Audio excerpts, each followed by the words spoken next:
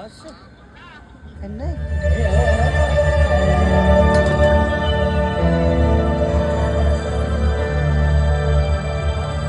विनम्र किसान का बेटा था वो दृढ़ता का भंडार। वल्लभ भाई पटेल नाम कहलाता था सरदार। कृषक कार्मिक जनगण से था उसको प्यार अपार। अखिल देश ने उसे रहनुमा किया था स्वीकार। गांधी बापू का शिष्य, सत्य अहिंसा का अवतार, किंतु एक भारत करने को धर लेता हथियार। लौह पुरुष संबोधन था वो लोहे की दीवार। तेज पुंज तुम, शक्तिपीठ तुम, बल का सागर अपरंपार। ऋणी देश का नम्र नमन तुम स्वीकारो सरदार।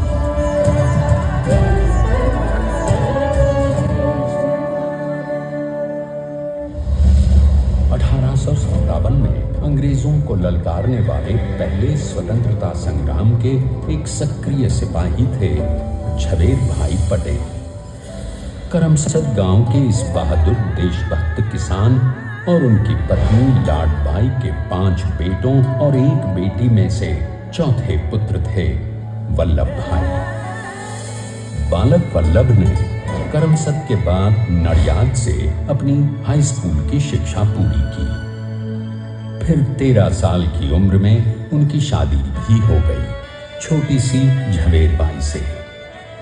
2 बच्चों, बेटी मणिबेन और बेटे डाया भाई को जन्म देने के बाद झवेर बाई असमय ही चल बसी। सदी बदलने और 20वीं सदी आने पर उनका जीवन भी एक चमत्कार की तरह बदला। प्लीडर का इम्तिहान पास करके वो वकालत करने लगे। पहले गोधरा, फिर आणंद और उसके बाद अहमदाबाद में। मगर जल्द ही वकालत छोड़कर वो बैरिस्टर बनने की इच्छा से इंग्लैंड चले गए। लंदन में बैरिस्ट्री में अव्वल आने और वजीफा जीतने वाले वो अनोखे भारतीय थे। अब तो अहमदाबाद की वरिष्ठ अदालत में बैरिस्टर पटेल की जिरह और जीतों की धूम मच गई।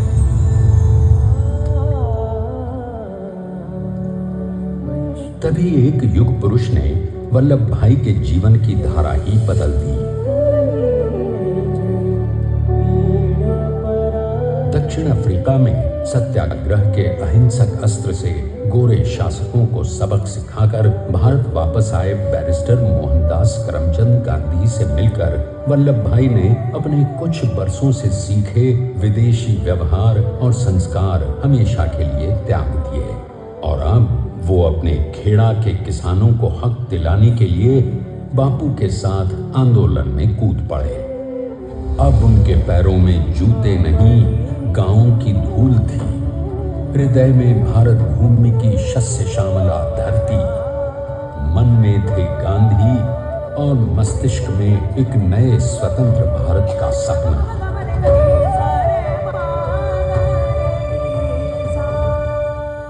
तभी बारडोली के मजबूर मजलूम किसानों की यातना का समाचार उनके पास पहुंचा। तुरंत वल्लभ भाई वहां पहुंचे और यूं शुरू हुआ भारत का सबसे बड़ा और सफल किसान आंदोलन बारडोली।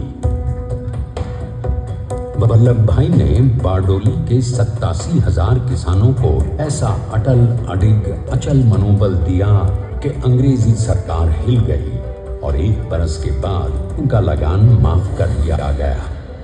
अब तो पूरे देश में लोग वल्लभ भाई के नाम की कस्में खाने लगे। स्वयं महात्मा गांधी ने कहा, अब वल्लभ भाई मेरे शिष्य या साथी नहीं, सारे देश के सरदार हैं। और देश को मिल गया एक अनोखा असरदार सरदार।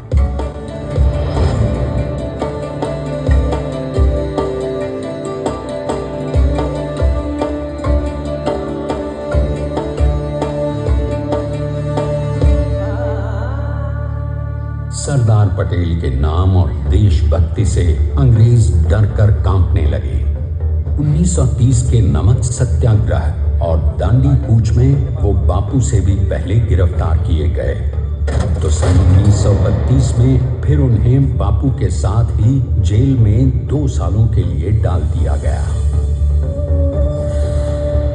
मगर आजादी के दीवानों को, स्वतंत्रता के परवानों को कौन गिरफ्तार कर पाया है। जेल से छूटते ही सरदार को कांग्रेस के नए राष्ट्राध्यक्ष पद पर चुना गया और उनकी सरपरस्ती में राष्ट्रवादी भारतीयों ने तमाम ब्रिटिश सूबों में जीत हासिल कर वहां अपनी स्थानिक सरकारें बनाई। किंतु सरदार का सपना केवल सरकार बनाना नहीं था। उनका स्वप्न तो था एक ऐसे नए भारत का जहां हर रंग, हर रूप, हर जात, मजहब, तबके का हिंदुस्तानी एक साथ मिलकर एक ऐसा नया भारत बना सके जहां पूर्ण स्वराज के साथ सारे समाज को गरीबी, अशिक्षा, छुआछूत से भी आजादी मिल जाए।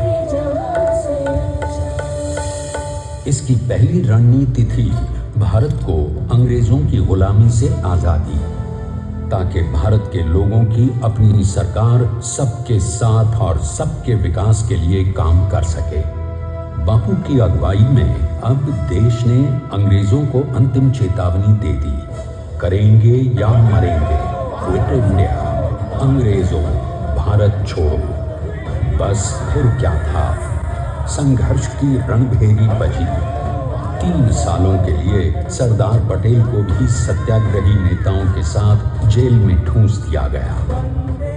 2 सालों के बाद अंग्रेजों को बापू के सभी शिष्यों और साथियों को छोड़ना पड़ा।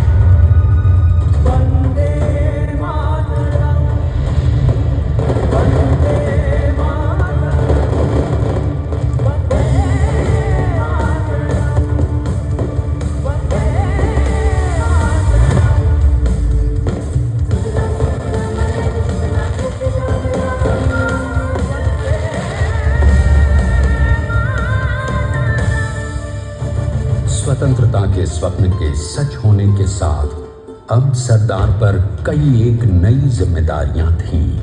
आने वाली आजादी की तैयारी और एक नए भारत के लिए नए लोकतांत्रिक संविधान की संरचना। जैसा उनके साथी ने खुद कहा था, सरदार ने ही छेनी हथौड़ी लेकर एक नए भारत को उकेरा है।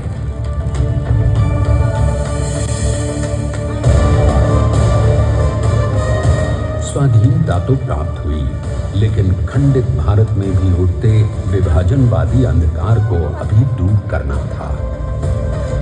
जब देश के खंड खंड होने का भय उत्पन्न होने लगा, तो सरदार ने निर्भय होकर खुद अपनी केंद्र सरकार और साथियों को भी चुनौती दे डाली और जम्मू कश्मीर को बचाने के लिए सारे देश का आकाश वायुयानों से भर गया।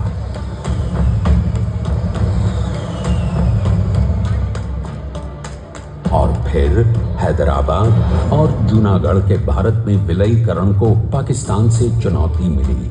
सरदार चाहते थे कि देश की 1 इंच धरती अब और विभाजित नहीं होनी चाहिए। नए भारत को एक करने के लिए समझा बुझाकर, मना कर 565 रियासतों को सरदार ने अपनी सूझबूझ, सदाशयिता, संबल से एक नए स्वतंत्र भारत का अभिन्न अंग बना लिया। हमारे इतिहास में अखंड भारत के पुरुषार्थ का ये एक महानतम अध्याय है। जैसा उन्होंने स्वयं कहा था, हमें नए धागों को पुराने ताने बाने में ऐसे पिरोना है कि एक दूसरे में गुंथ जाएं और बेहतरीन बनावट वाला एक नया भारत उभर कर सामने आ सके। अंततः अपने वज्र दृढ़ संकल्प से एक नया विराट विशाल एक भारत श्रेष्ठ भारत बनाकर दिखा ही दिया सरदार ने। संसार के सबसे बड़े प्रजातंत्र के शिल्पी को प्रणाम करने के लिए देश ने बनाया है ये समर्थ स्मारक। स्वाधीन भारत को समर्थ भारत में बदलने वाले सरदार पटेल को समर्पित प्रेरणा तीर्थ भी है। प्रधानमंत्री श्री नरेंद्र मोदी के नेतृत्व में बनी विश्व की इस विशालतम प्रतिमा के सामने आकर सारी दुनिया जैसे स्वयं भी नतमस्तक हो जाती है।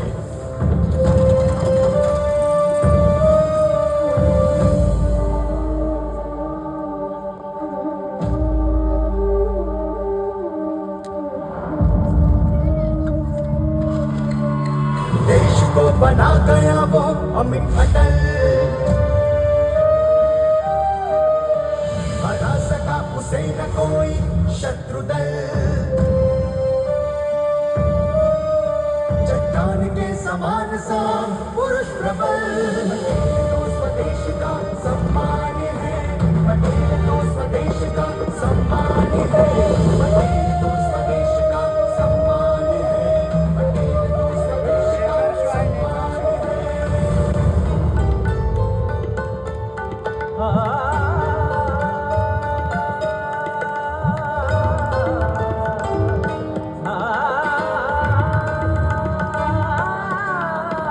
ऊंचाइयां आकाश को छुए हुए,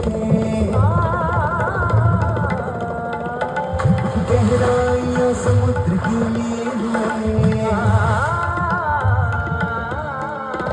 कदम अधिक जमीन पर जमे हुए।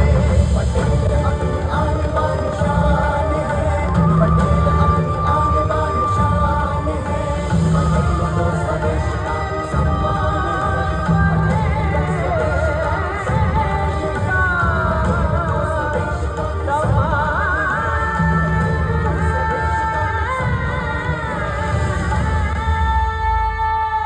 आइए अब देखते हैं कि अपने लौह पुरुष को श्रद्धांजलि देती 182 मीटर ऊंची विश्व की सबसे विशालकाय प्रतिमा का निर्माण कैसे हुआ।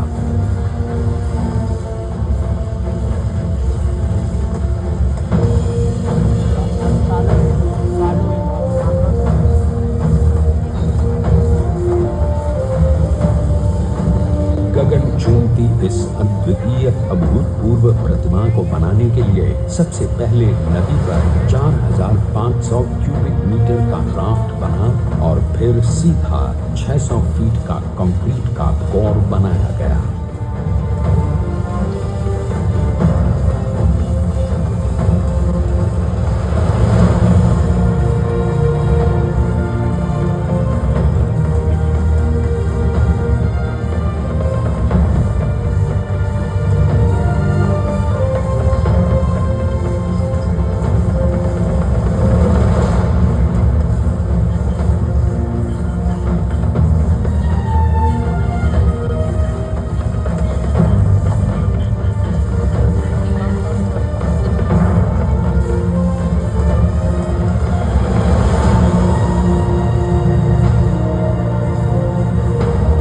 इस कंक्रीट कोर के साथ लगाया गया स्टील का फ्रेमवर्क।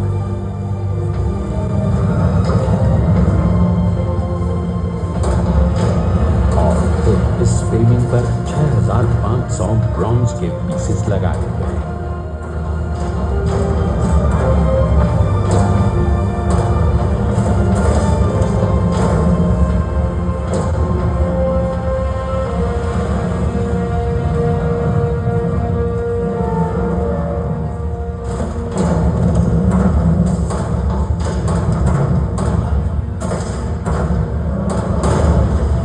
सोचिए कि 182 मीटर ऊंचे इस भव्याति भव्य स्मारक के निर्माण में कितना सामान और मेहनत लगी हो।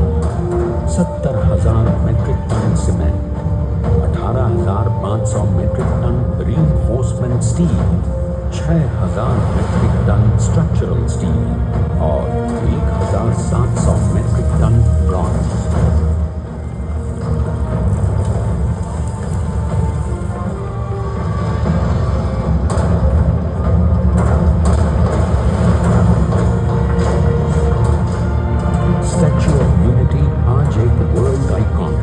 इसे मुमकिन बनाने में एक सेकंड भी ब्रेक लिए बिना देश भर की टीम्स ने 24/7 काम किया।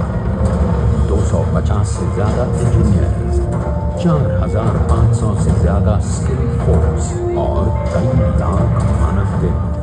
हम गर्व से कह सकते हैं कि कुल मिलाकर स्टैच्यू ऑफ यूनिटी के निर्माण में 95% माल सामान, मजदूर, इंजीनियर्स और एक्सपर्ट्स थे भारतीय। जानते हैं कि 182 मीटर ऊंची इस भव्य प्रतिमा को बनाने में कितना समय लगा? डिजाइन के लिए 12 महीने और निर्माण के लिए 34 महीने, यानी कुल मिलाकर केवल 46 महीने।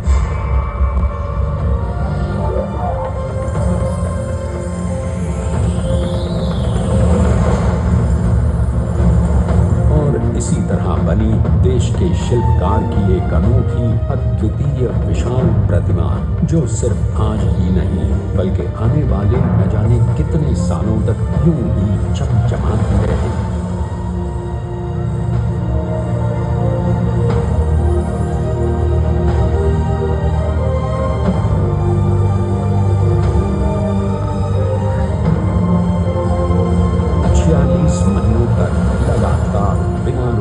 एकजुट होकर न जाने कितनों ने परिश्रम किया और उनका साथ दिया भारत की 125 करोड़ जनता। और तभी मुमकिन हो पाया एक ऐतिहासिक निर्माण जो आज कहलाता है भारत की नई पहचान। स्टैच्यू ऑफ यूनिटी, विश्व की सबसे ऊंची प्रतिमा।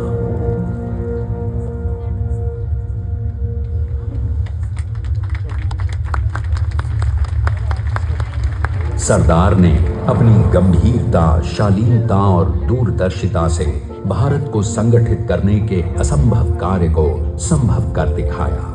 आइए आज हम सब उन्हीं की महिमा में विश्व के सामने एक उदाहरण रखें, क्योंकि ये ही भारत को श्रेष्ठता के मार्ग पर ले जाएगा। हमारा कर्तव्य ये है कि हमें निश्चय कर लेना चाहिए कि हमें हिंदुस्तान में जितने लोग हैं सबको मिल के भाई भाई की तरह के रहना है।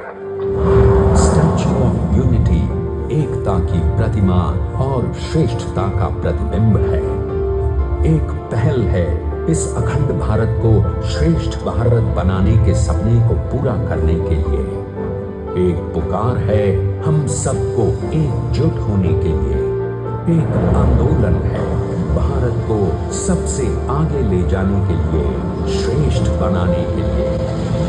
आपके योगदान और विश्वास से ही बनेगा एक भारत, श्रेष्ठ भारत। एकता का स्मारक है, एकता का संदेश है कि भाषा अनेक, भाव एक, राज्य अनेक, राष्ट्र एक, पंथ अनेक, लक्ष्य एक, बोली अनेक, स्वर एक, रंग अनेक, तिरंगा एक, समाज अनेक, भारत एक, रिवाज अनेक, संस्कार एक, योजना अनेक, मकसद एक, कार्य अनेक, संकल्प एक, राह अनेक, मंजिल एक, पहनावा अनेक, सीमा एक, चेहरे अनेक, मुस्कान एक। ये एकता का संदेश लेकर के हम चले। और भाइयों बहनों, ये भारत की विशेषता है, विविधता में एकता। यही भारत की विशेषता है।